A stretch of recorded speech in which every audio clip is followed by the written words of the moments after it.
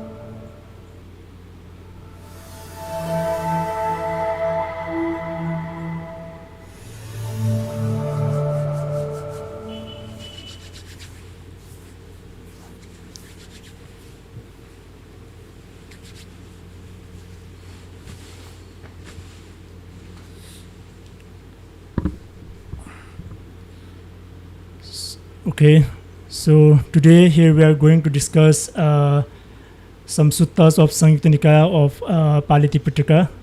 So I hope you will enjoy it, these precious words.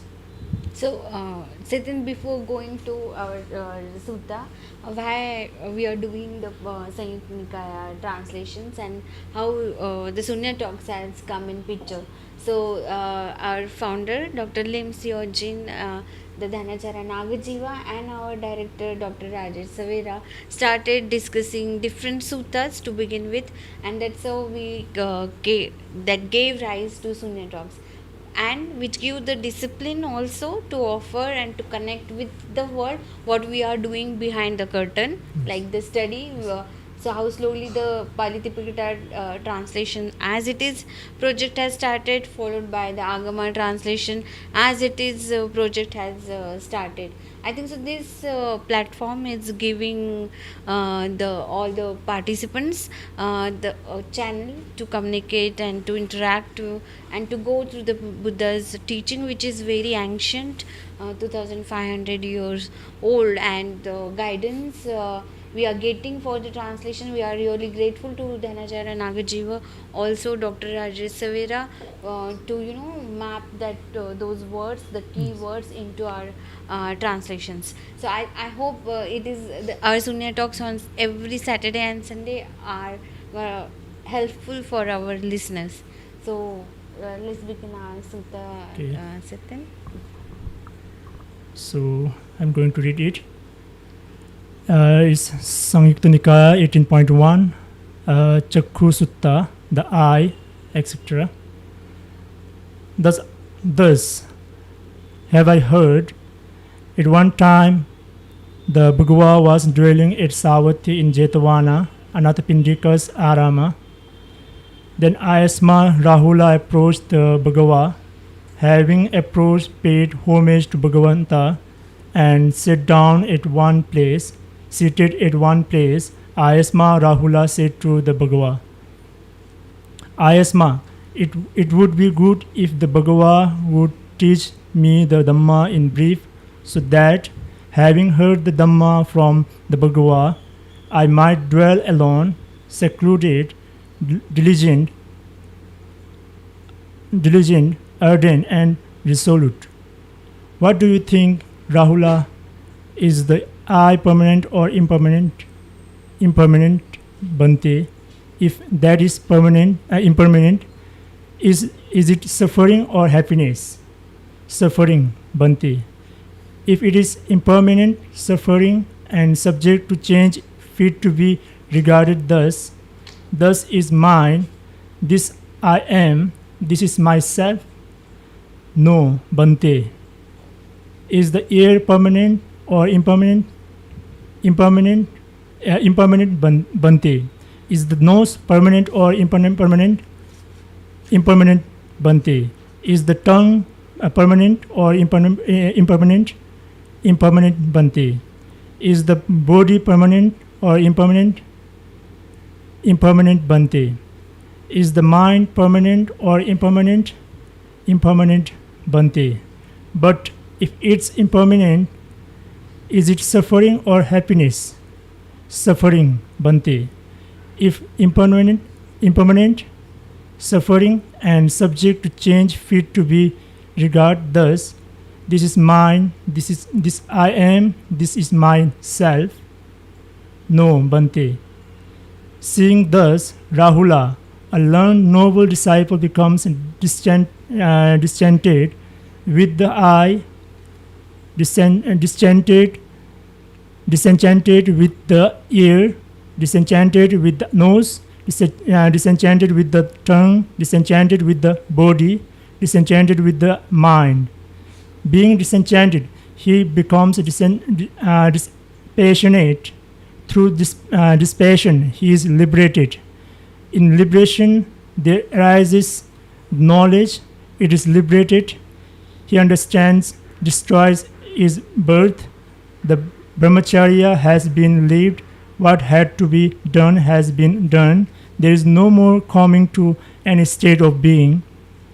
The 10 discourses of this series should be told in full the same way. So this was the first one. So here we see this is the conversation between Rahula and Buddha. Rahula is the Buddha's son, and if we see the meaning of Rahul, it's difficulty. We would like to know more about this name and meaning behind it from doctor, of course. But this sutta is talking about the 6 senses we have got, and if there is impermanence, there is no stability, and it will lead to dukkha, so unsatisfactoriness. And if we don't cling into it, then there would be freedom. There is a term here has come in Pali doctor to yathabhuta jnanadassana. Yathabhut is as it is, jnanadassana, jnana means that knowledge, and dassana is darshan, like we witness it. So when we witness things as they truly are, we are not clinging towards it. We are becoming that observer, and when we become that observer, the freedom follows. So and then there is a stream of that dhamma, so we flow in it. So that is the key teachings I am taking from it. Again, it has talked about the trikala bodha, the 3 truths, like there is a dukkha, unsatisfactoriness, there is anatta, means non-self, and there is anicca, means impermanence is also there. The basic 3 things we talk in Buddha's teachings. I think so it is giving us the foundation of vipassana also, to see the things as it is. Also, it is giving us a window to witness that awareness, this is impermanent and this is not mine. That factor is plays a major role in our day-to-day life also. We would like to know from you, doctor, how we should take this is mine aspect in our day-to-day life. Yeah, so very beautifully put by Rahula, asking his Buddha the question that he wants to know a little teaching on Dhamma. If you look at it, we all are little Rahulas. We want to know everything a little from Buddha. But on the other side, he also promises that everything he'll learn a little. What is he saying? I might dwell alone. Okay, I'll be in a secluded place. Diligent means with discipline. I will be able to ardently put effort into learning what you have taught, and then put the resolution, means hold on to that and practice. So he's telling that you teach me and then I will take it out from there.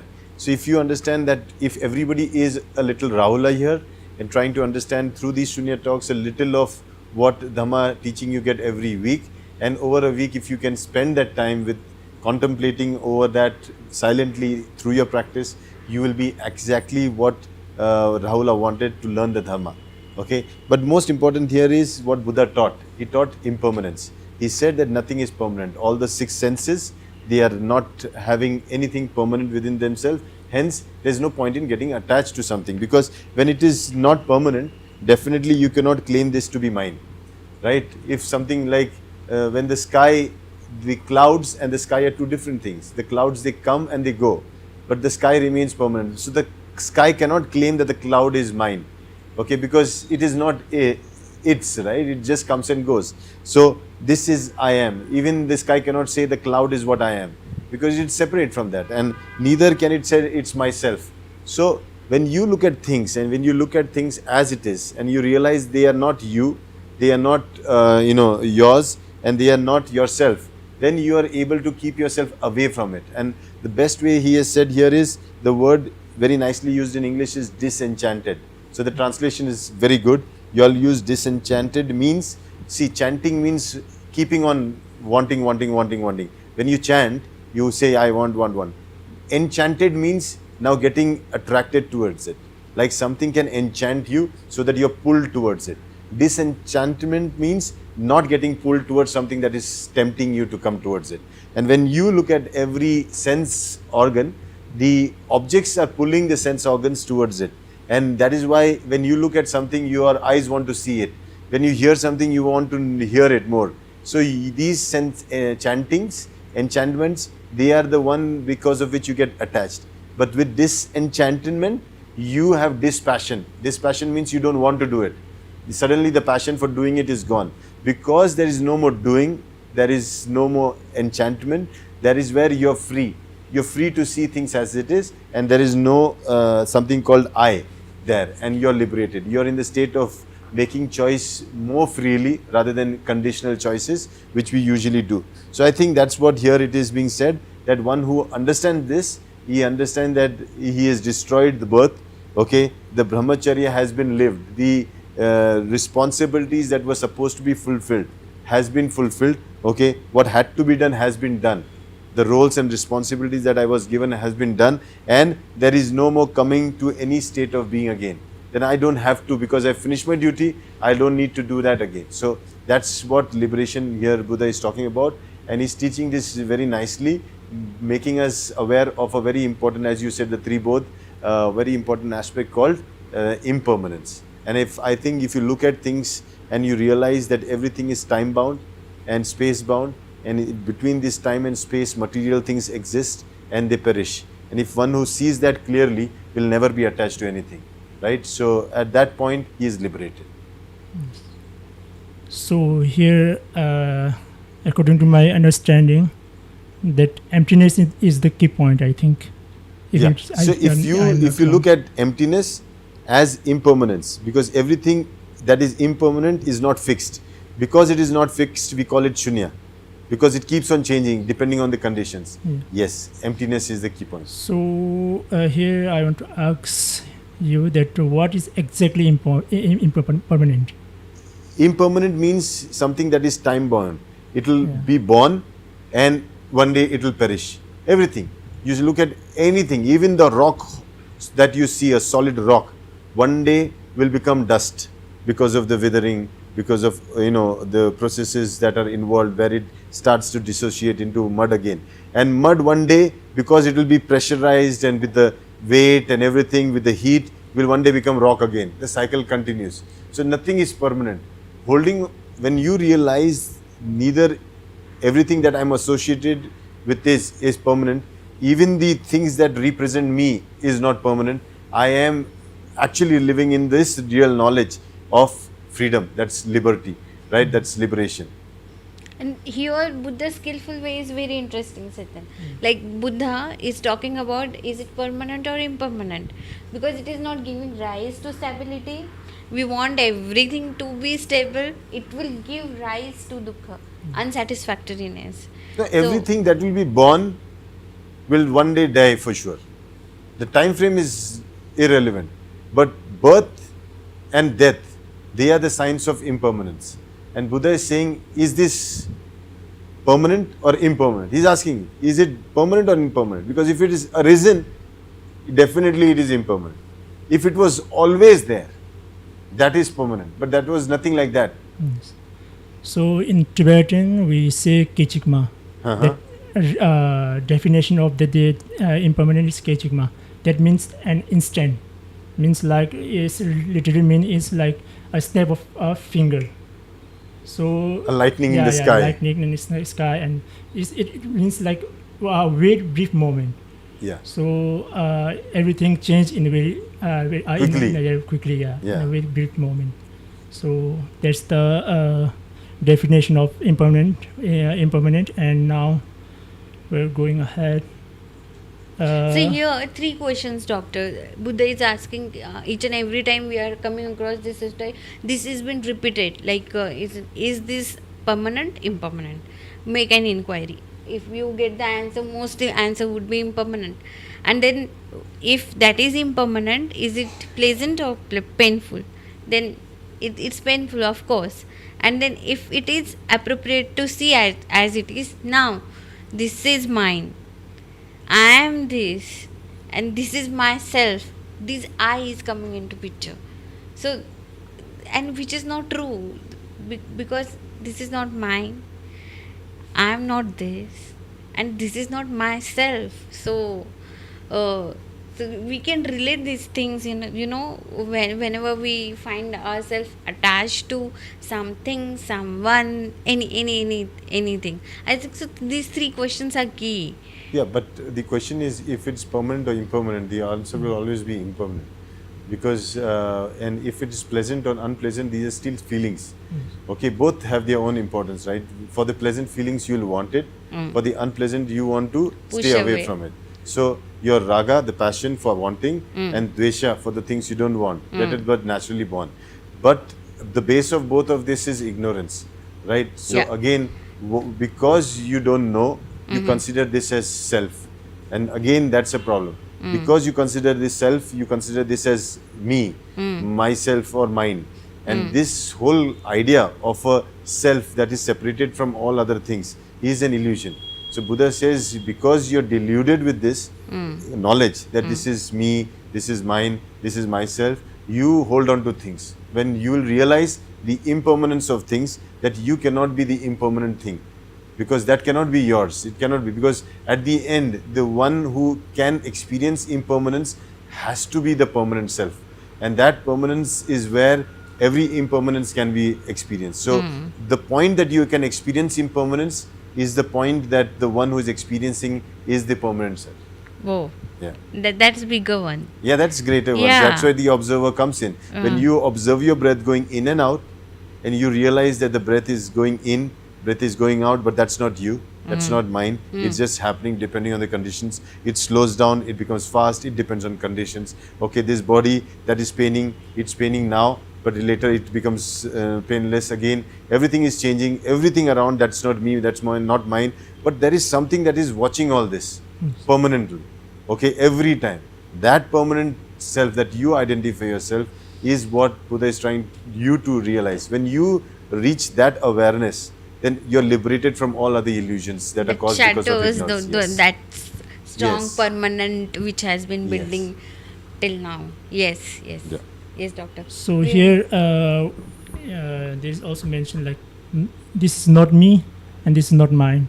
So what about? So this cup, Yeah. this is not me, definitely not me, right? This is not mine also. This is belonging to so many other things. They belonging to this organization. Maybe it is made of so many things. It cannot be mine. I cannot have ownership because this is just temporary relationship. Okay, if somebody pays better price for it and takes it, it is gone, it is theirs. So these temporary things, relationships are not mine. Mine cannot be temporary. Mine has to be something that is permanent. And when you look at me, mine, these are all temporary so-called illusions that are caused because of something that you are trying to relate to. And if you really understand that relationship is impermanent, it depends on conditions. Now the condition is I've paid for it, that is why it is mine. But somebody else pays for it, it is theirs. We are sitting in this place, now this is mine. But technically it is the owner's. But tomorrow if we leave this place, it is theirs again. Whoever comes here. So everything is so temporary and impermanent that we cannot claim it to be mine forever. Yeah, I think it's also showing that like emptiness only. Emptiness, Yeah. yeah. It's There- emptiness. Good Not me, understanding not now- man, now wake up. not mine, and not me, not mine. Yeah, Absolutely. that one is. So there was a beautiful story about one bhikkhu, telling to Buddha that, when we go out asking alms and everything, so there are these other people, the heretics, who go against us and say that, you all are against our Vedic knowledge, and you're telling something which is not in Vedas, this is not right, you are going against us. And Buddha was not the guy who goes against anybody, because he doesn't find anyone against him. So whom should he go against, right? He sees everything as equal. So when that happened, this student comes to Buddha and asks, why do you speak which is not good for people to believe? Why do you say everything is empty? Why do you think everything has nothingness? You also say that even the Vedas are empty, and that sounds very saddening to the ones who study it. Yes. So Buddha explains, okay, can you go and get me the bowl?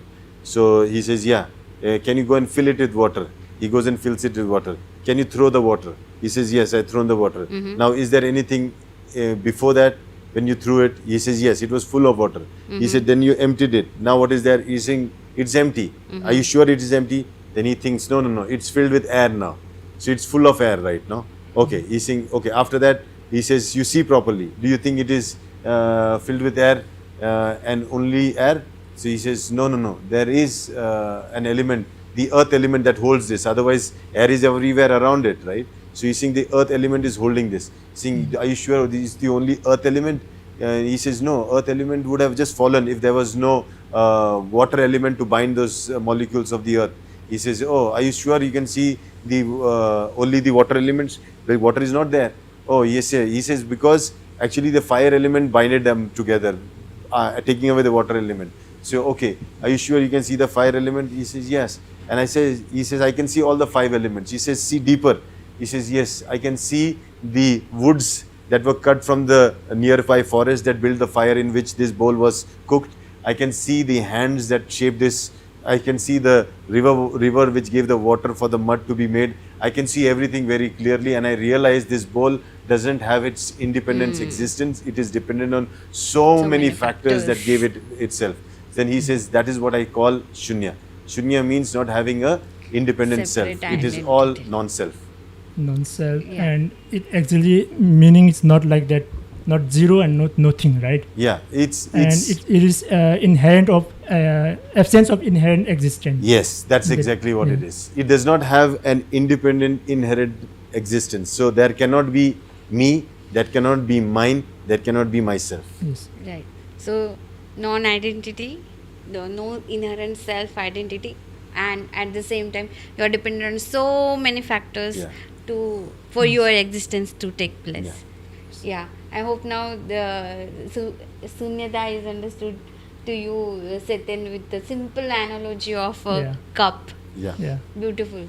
There is not like empty of bottle and so things Yeah, and yeah. so on. Yeah. So now I will read Sanyutta Nikaaya 18.21 tendency. Anusaya Sutta. Yes. Please go on. So it's Savatthi. Then Ayasma Rahula approached the Bhagava, having approached, paid homage to Bhagavanta, and sat down at one place. Seated at one place, Ayasma Rahula said to the Bhagava, Bhante, how does one know? How does one see?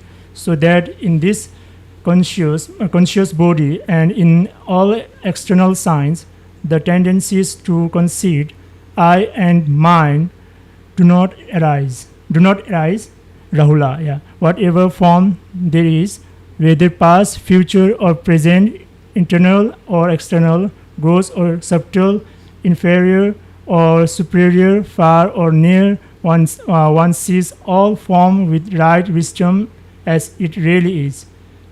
This is not mine. This I am not. This I am not, and this is not myself.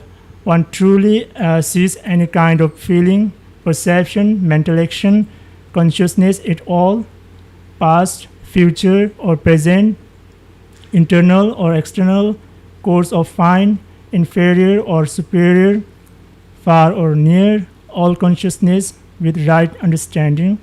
This is not mine. I am not this.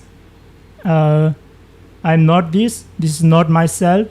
Whatever feeling is, feeling there is, whether past, future, or present, internal or external, gross or subtle, inferior or superior, far or near, one sees all feeling with right wisdom as it really is. This is not mine. This I am not. This is not myself. So, yeah, here is end of this sutta. So here Dr. Anusaya, the sutta name is Anusaya, which literally means the deep-rooted tendency.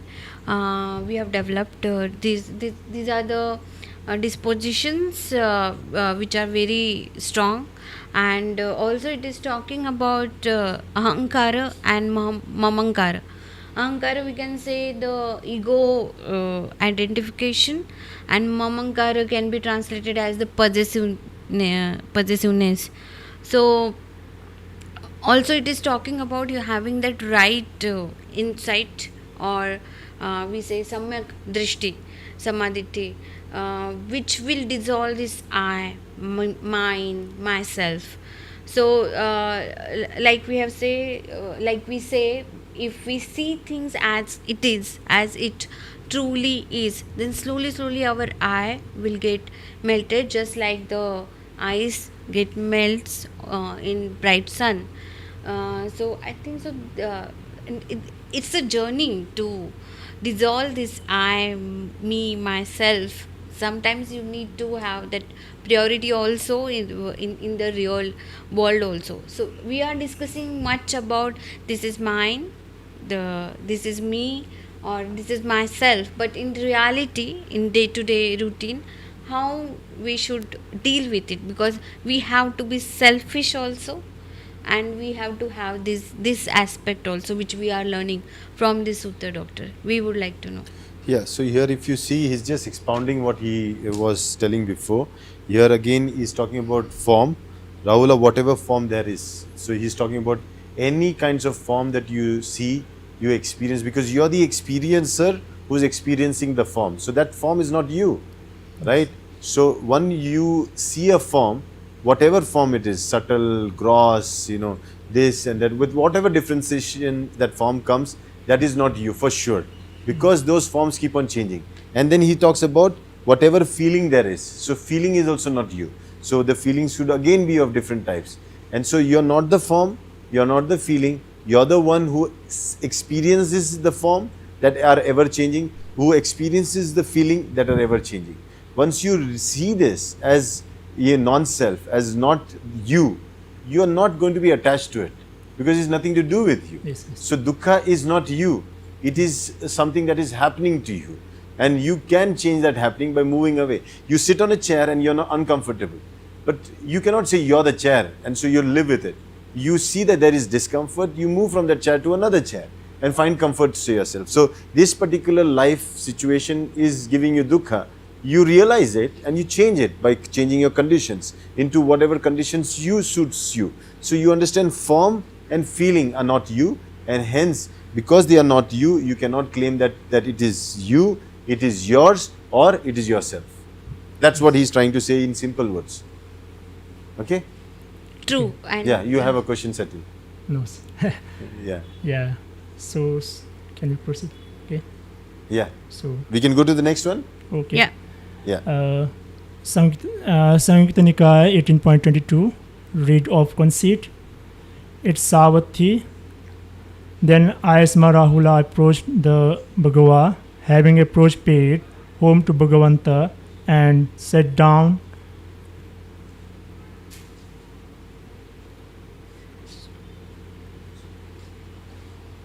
Sorry. Sat down at one Sat place. down to one place. Here is Sit- some problem there. Seated to one place. Ayasma Rahula said to the Bhagava, Pante, how does one know, how does one see, so that in regard to this body with consciousness and in regard to all external signs, the mind is rid of I-making, mind-making, and conceit, has transcended discrimination and is peaceful and well liberated. Rahula, whatever form there is, whether past, future or present, internal or external, gross or subtle, inferior or superior, far or near, one sees all form as it really is with correct wisdom thus. This is not mine, this I am not, this is not myself. When one sees thus, one is freed without clinging. Whatever form there is, whatever perception there is, whatever mental actions there are, whatever consciousness there is, whether past, future or present, internal or external, gross or subtle, inferior or superior, far or near, one sees all consciousness as it really is with correct wisdom thus. This is not mine, this I am not, this is not myself. When one sees thus, one is freed without clinging. It is in this way, Rahula, that when one knows and sees thus, in regard to this body, with consciousness and in regard to all external signs, the mind is rid of I-making, mind-making and conceit, has transcended discrimination and is peaceful and well liberated. Yeah. Yeah. So here it is the end of the read of Conceit Sutta. Yes, doctor. Yeah, so now you see here it is talking about the 5 skandhas, the 5 obstacles, right? Form, feeling, okay, then it's talking about perception, it's talking about action and also consciousness. When you see them as not you, they are the ever-changing things. Form keeps on changing, feelings keeps on changing, your perception keeps on changing, your actions keep on changing, and even your consciousness keeps on changing. So because they keep on changing, they are not you, you cannot claim that to be yours, it cannot be yourself. And one who realizes this is never going to be affected by these 5 things, and one who is not affected by these 5 things is free. One who is free, he never has worry. One who does not have worry is actually what we call a liberated person. A liberated person is able to do what he has to do. Once he is doing what he has to do, one day he'll finish up all his duties, lay down the burden, and he will know there is no more becoming again, there is no more coming again. And that's what true nirvana is, that's what true liberation is. Yes. Yeah? So now Sanyutta Nikaya 19.1 Atti Sutta, a skeleton. Thus have I heard, at one time the Bhagava was dwelling at Rajagaha in the Veluvana at the Kalandaka Nivapa.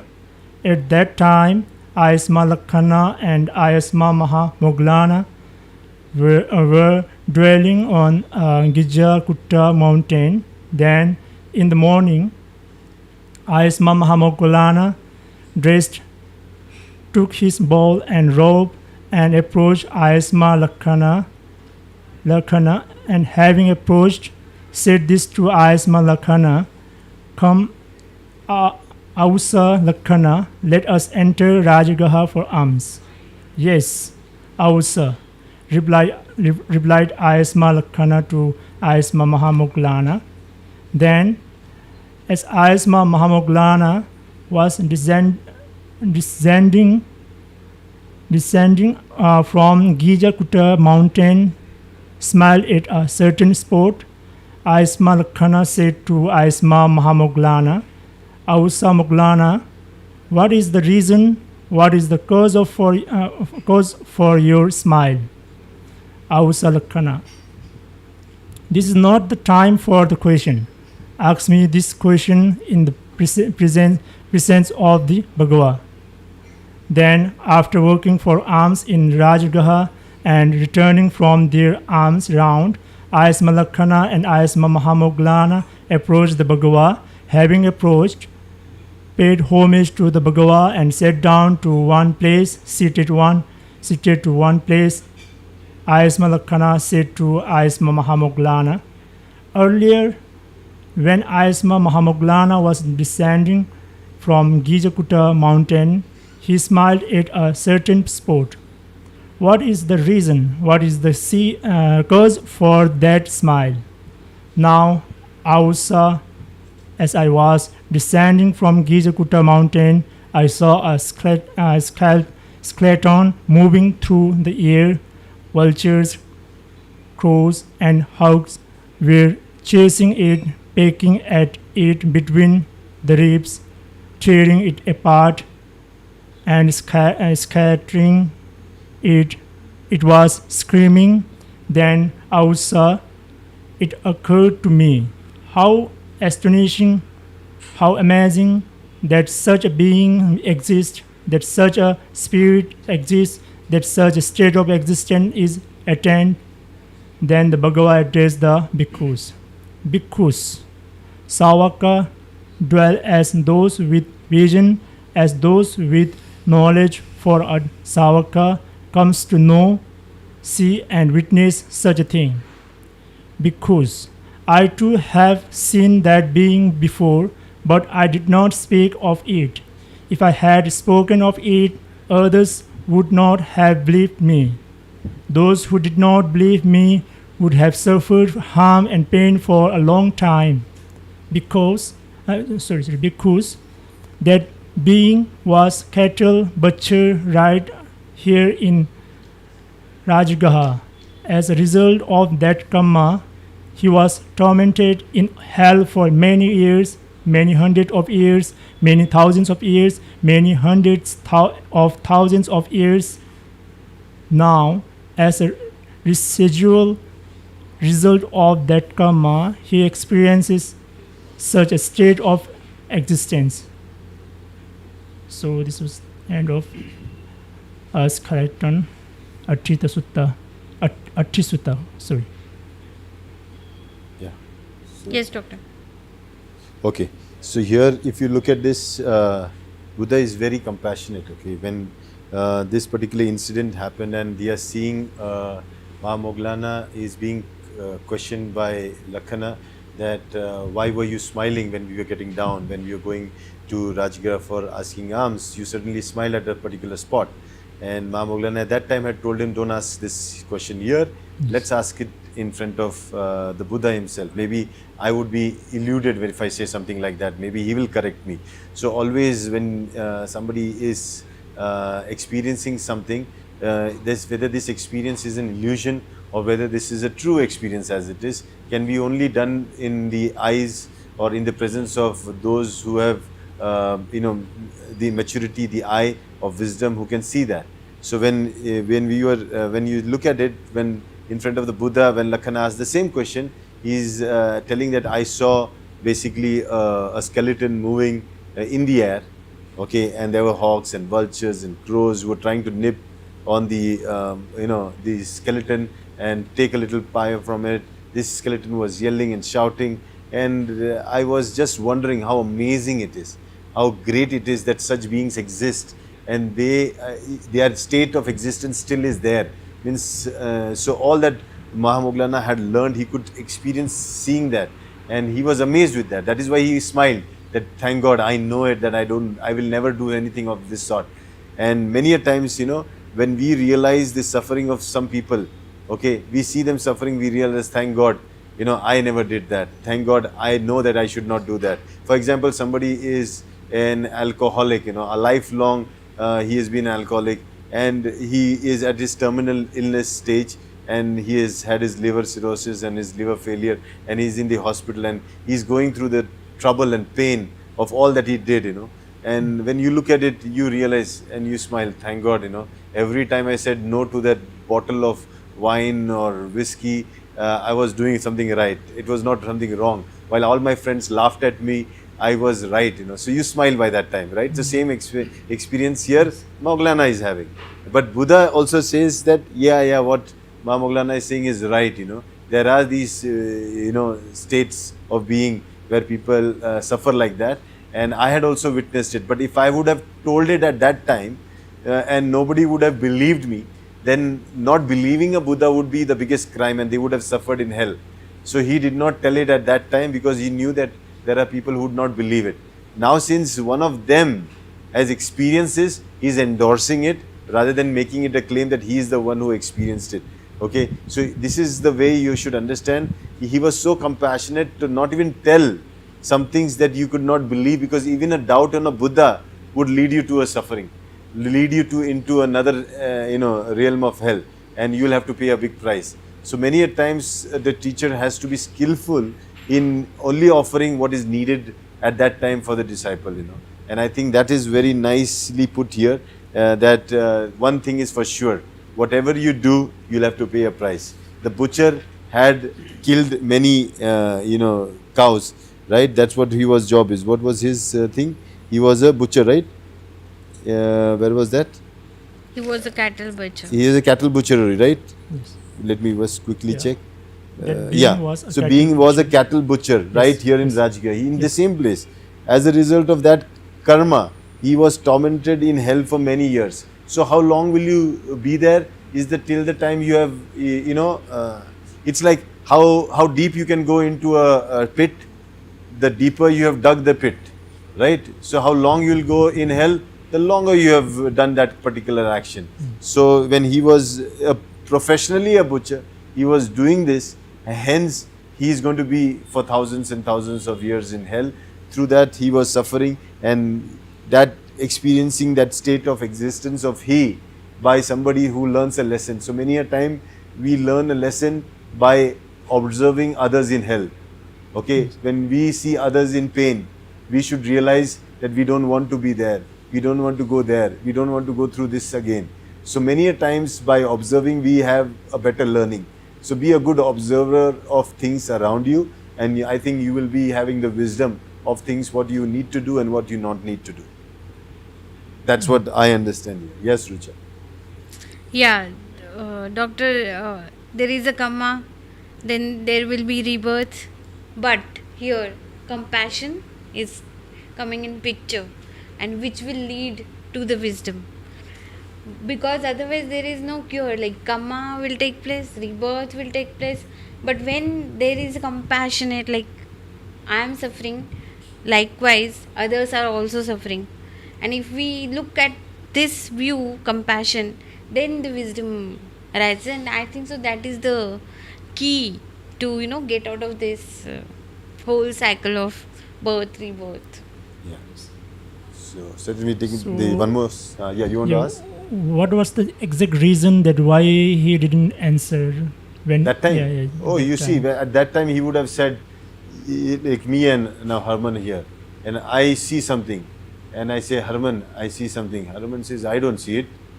Huh? Half of the energy is to prove him that I can see it and he cannot see it, and he will not believe me, and then there is nothing left. So the best thing is, some things you cannot explain because the other is not capable to understand it that moment. A smile does the job, okay, and we let it happen. And then over a period of time, when it has happened, when that person realizes, oh, that was why he smiled back then. So here it was Lakhana who was questioning, why did you smile? He says, don't ask me here, this is not the right time. Because if you would have told him, he would not have believed, and with all the doubt, the job that they were going on was to seek alms. And if you would have gone with that Lakhana would have been continuously in the thought process, oh, why did he see, how did he see, how I did not see, and all the whole process of seeking that alms is gone. So many a times a wise person needs to know what he experiences, what he knows, whether the other person is capable to experience and know that or not. If not, then he should skillfully give only that what is needed, not the whole thing. Yes. Okay, when you give medicine, you don't show them the big container which the person has to drink. You take a small piece of that and say, you only drink this much. You keep the container aside, right? Yes. So that's a smart physician. Like you want to give a prick to a patient, an injection. You don't show him the big injection. He will get scared. You say, oh, nothing is there. That's going to be just like a little prick. You stand there, don't even see it, and you just give an injection. It's like that. So a teacher is very skillful, like a physician, to give the right dose to the person as capable as he is receiving. Yeah, I think according to my understanding, as we read before, like previous week, like last Saturday, that there is mention like if someone is going to preach the Dhamma, that person must be educated. Yeah. Yeah, there is something mentioned like that. That's why I think it's also related with that. Point. So you should have some understanding of it. If I speak in Gujarati with you, you will not understand a single word, right? Yes. So it will be wrong. You will say, what the hell is he telling me? Yeah. Is he abusing me? Is he giving me blessings? You don't know anything, right? So the best thing is, I will take you to a person who also understands Gujarati, and then when I tell you, then he will tell you, oh no, he's saying good about you. Don't worry, Satin.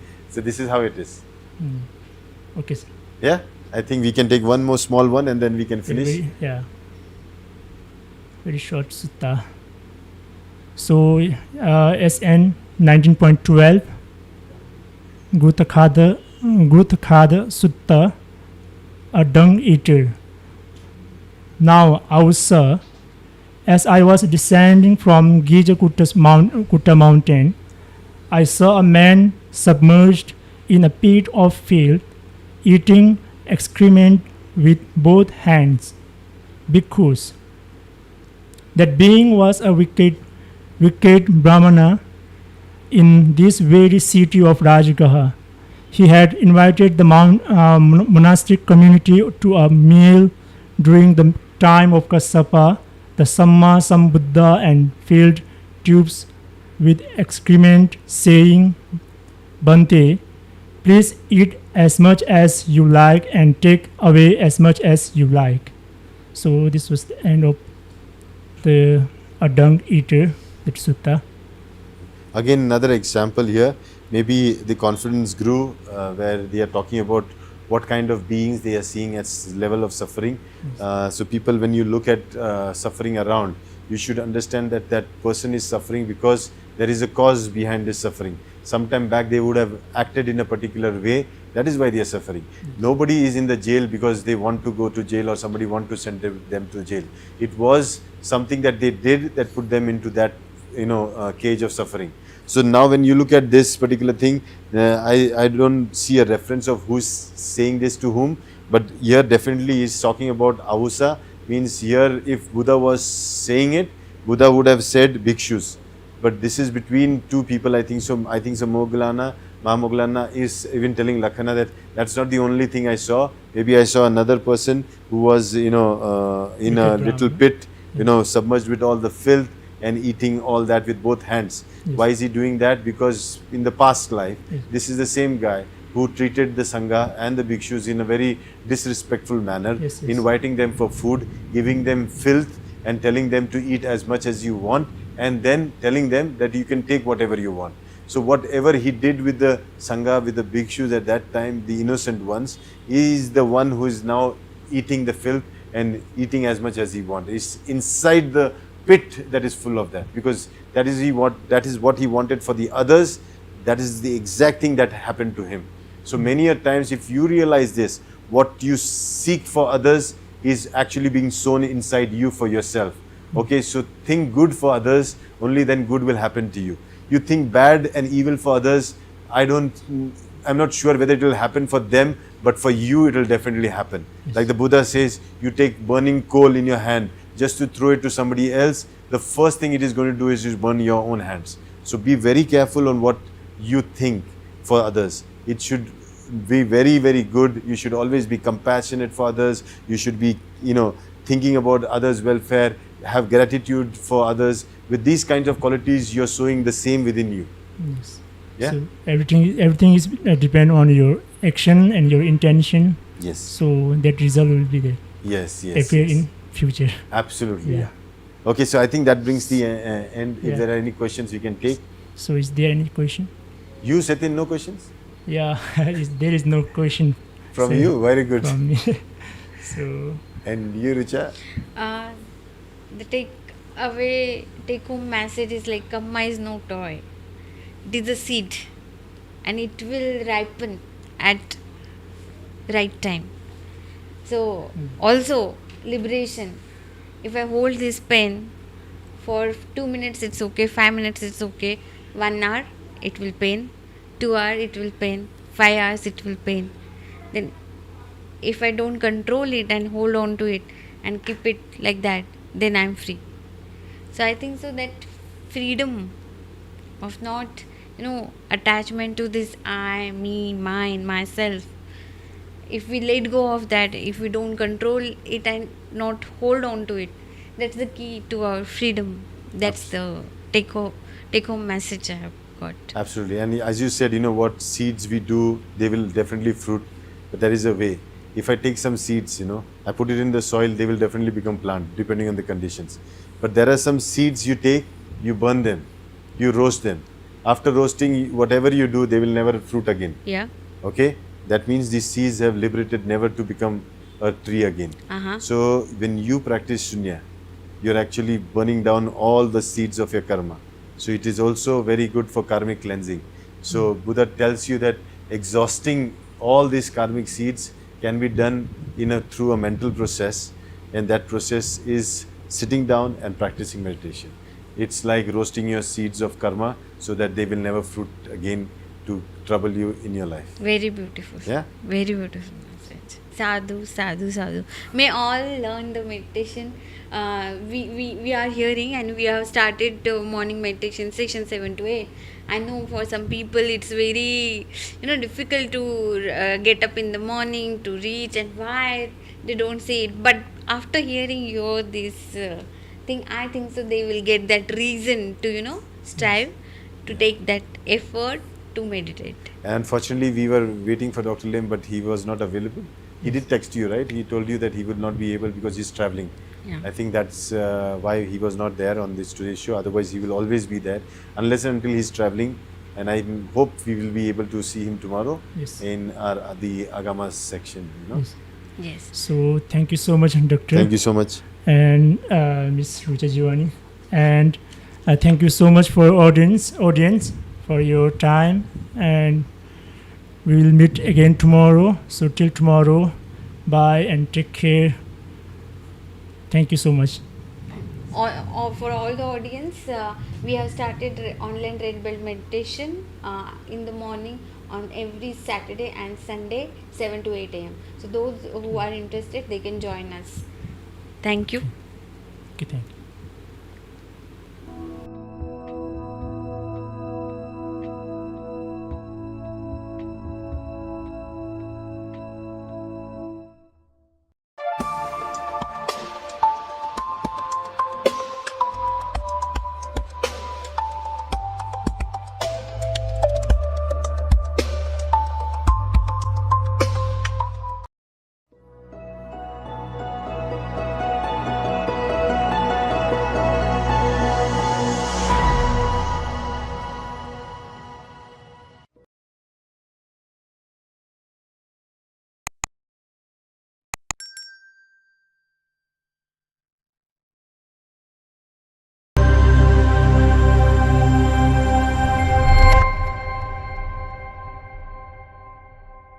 जो spread हुआ India पूरी दुनिया में ये spread होगा. When India started to practice Sunya, जब India ने practice करना शुरू कर दिया शून्य का, but the ancient Chinese described Sunya as India. जैसे जो चाइनीज थे पुराने, उन्होंने इंडिया के बारे में कुछ बताया है. Simple, वो एक साधारण देश है. Elegance, लेकिन उसमें कुछ खूबसूरती है. और सबसे बड़ी चीज है महान है. तो ये है इंडिया, साधारण, खूबसूरत और महान. कि जो स्पिरिचुअल इंडिया पूरी दुनिया में ये स्प्रेड होगा. When India started